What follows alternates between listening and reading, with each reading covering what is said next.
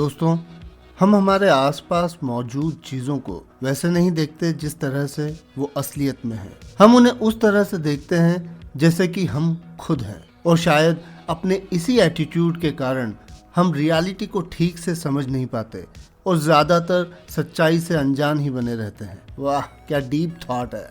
मतलब कुछ भी। और अगर आप सोच रहे हैं कि इतनी गहरी बात के साथ आज मैंने अपने इस वीडियो की शुरुआत क्यों की है, तो मैं आपको क्लियर कर दूं कि आज का टॉपिक ही कुछ ज़्यादा डेप्थ लिए हुए है, इतना गहरा कि आप उसके बारे में जानकर हैरान रह जाएंगे। खैर, काफ़ी सस्पेंस बिल्ड हो गया, तो लेफ्ट राइट की बातें छोड़कर सीधा पॉइंट पर आते हैं।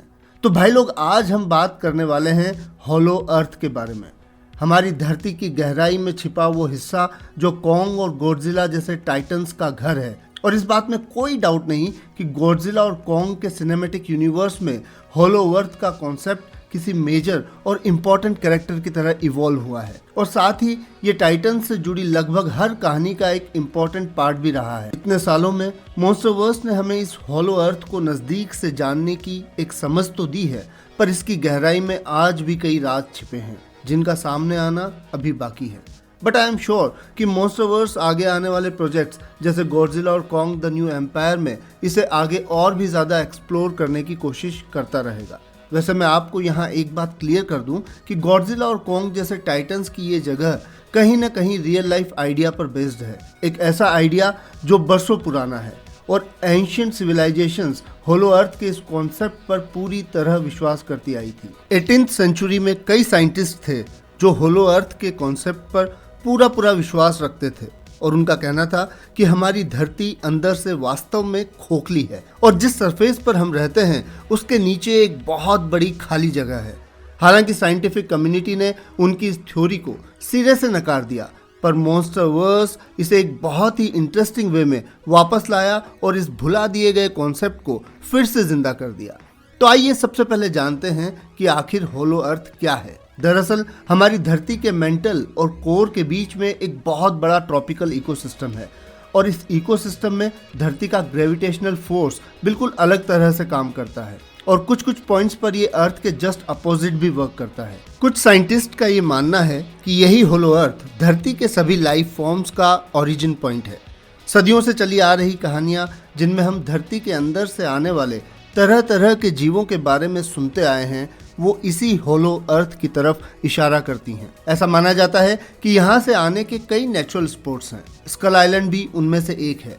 इसे हॉलो अर्थ से आए कई तरह के क्रीचर्स का घर भी माना जाता है। यहाँ पर रहने वाला हर जीव लगातार रेडिएशन के संपर्क में रहता है।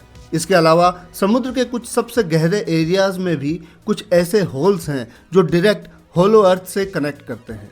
इन शॉर्ट, हॉलो अर्थ कई तरह के अजीब और बेहद खतरनाक मॉन्स्टर्स का घर है। मोनार्क के शो के रिलीज होने तक यानी 2019 तक ये समझा जाता था कि मोनार्क ने अभी हॉलो अर्थ के एग्जिस्टेंस को प्रूव नहीं किया है। म्यूटोस के साथ हुई गॉडजिला की लड़ाई के 5 साल बाद मोनार्क ने एक अंडर वाटर हॉलो अर्थ टनल को खोजा, और ये हम गॉडजिला किंग ऑफ मॉन्स्टर्स में देख सकते हैं कि गॉडजिला के ऑक्सीजन डिस्ट्रॉयर की चपेट में आने के बाद मोनार्क उसे रिवाइव करने के लिए समुद्र में उतरा था, जहां उसे एक सीक्रेट गुफा मिली, और वो सब शॉक्ड रह गए जब उन्होंने देखा कि उस गुफा में एक पूरे का पूरा अबेंडेंट शहर था, और इस शहर में किसी वक्त गॉडजिला और बाकी टाइटन्स की पूजा की जाती थी। हालांकि अभी तक भी इंसान केवल इस गुफा तक ही पहुंचे थे, और हॉलो अर्थ की असली झलक उन्हें गॉडजिला वर्सेस कॉन्ग में मिली, और तब उन्होंने वॉरबैट्स और हेलहॉक्स जैसे जानवरों के बारे में जाना। गॉडजिला वर्सेस कॉन्ग मूवी में हॉलो अर्थ के बारे में बहुत सी बातें पता चली। इसी के बाद ये कंफर्म हुआ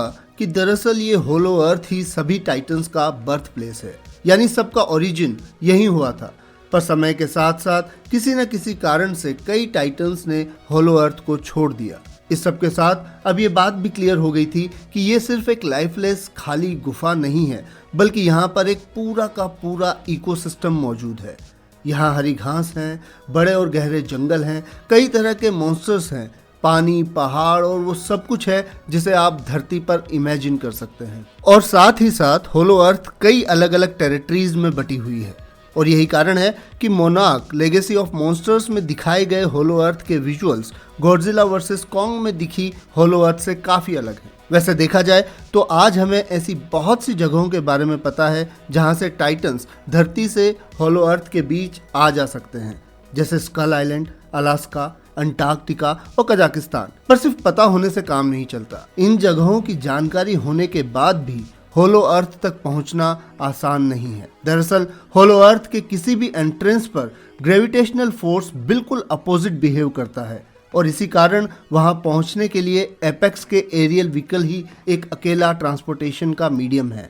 वैसे इस बात को मोनार्क लेगेसी ऑफ मॉन्स्टर्स में भी और अच्छे से क्लियर किया गया है और हम ये ठीक से समझ पाते हैं कि इन जगहों पर मौजूद दरारें ही अर्थ की सरफेस और होलो अर्थ का रास्ता रोकती हैं। बेसिकली ये किसी पोर्टल की तरह काम करती हैं और एपेक्स व्हीकल के डेवलप होने से पहले किसी टाइटन के ऊपर सवार होकर ही इन दरारों के पार जाया जा सकता था। असल में जब कोई टाइटन इसके थ्रू पास होता है तो वो इन दरारों को स्टेबलाइज कर देता है और यही कारण है कि वो कुछ देर के लिए ह्यूमंस के लिए पासेबल हो जाती है। होलो अर्थ की एक और खास बात है और वो ये कि यहाँ ग्रेविटेशनल फोर्स के साथ साथ टाइम भी काफी अलग तरह से बिहेव करता है। कम से कम उसकी किसी न किसी एक टेरिटरी में तो ऐसा होता ही होता है। ऑपरेशन आरग्लास तो आपको याद ही होगा, जब ली शो होलो अर्थ में खो गया था।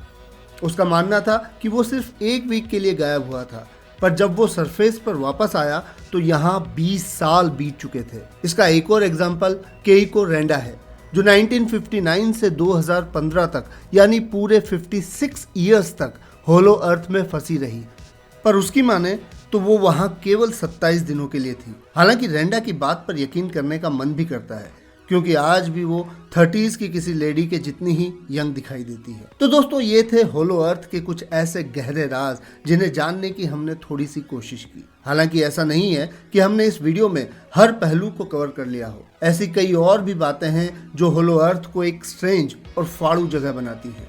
अगर आप इस बारे में और भी जानना चाहें तो बिंदास नीचे कमेंट बॉक्स में लिखें।